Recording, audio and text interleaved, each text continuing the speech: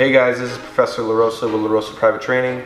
Today we're going to talk about defeating the double underhook position. If our opponent has the high underhooks, he is going to be eligible to lift us and start throwing. If he has the low underhook position, then we are having our posture compromised and he'll be able to take us over straight back.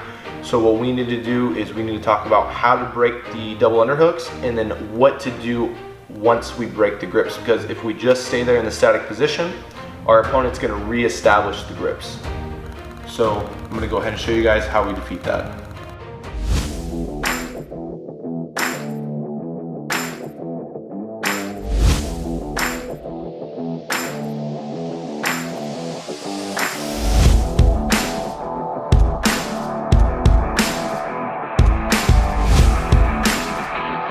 Alright guys, so we're going to go ahead and talk about how to defend and defeat the popular double underhook position. So a lot of people who don't wrestle or have never trained takedowns are probably like, I have no clue what that is.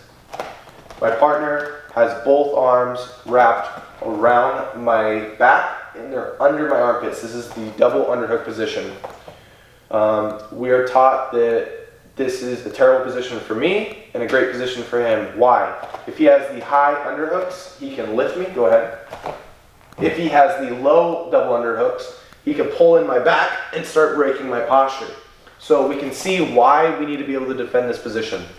First things first is we need to create distance or space. How do we do that? If I move, my partner moves with me. So I need to use my hands. I like to tuck my fingers because I don't want any broken fingers. I put them on my partner's hips, right on his pelvis, and I extend away. When I do this, I scoop my hips out and back. I call this hollowing out, just like this. So now, if my partner tries to walk in towards me, he's gonna have a much difficult time because my hands are blocking him and my hips are back. So if he tries to lift me from this position, you can see that I'm still pretty balanced. If he goes to my low back and tries to collapse, you can see his grip actually just weakened because of the amount of distance I've put myself away from my partner. But this only keeps us away from a short amount of time. How do we actually break and defeat this position? What we're going to do is once we have enough distance, I'm going to take my hands, I'm going to come off his hips, and I'm going to point my fingertips straight to the ground. Now, if I just go straight down, he has a strong grip, right? It won't break.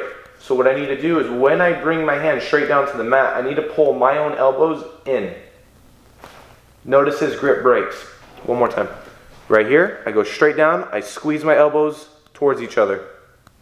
Breaks. Now, if I just let go and don't do nothing from here, guess what? He's going to reestablish double underhooks. So we need to be active. Once I come from here and I break, what I'm going to do is I'm going to cross grip right here on this tricep. This hand right here traces. Look at this body contact I have. I go to the wrist. From here, I pass the arm by. Once I'm in this position, I can either back out or go back in. In this case, we're going to go back in. So what I'm going to do is I'm going to clinch my partner. From a different angle. Partner has double underhooks. Okay. Hands on hips. Hollowing out, extending away. Okay, I got some space, we're back, you can't lift, can't break posture, we know we're comfortable here.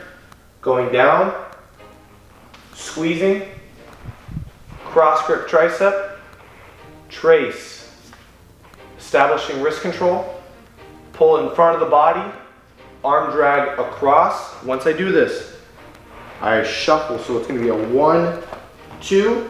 Notice my ear stays contact on his back, securing a seatbelt grip, coming into my gable.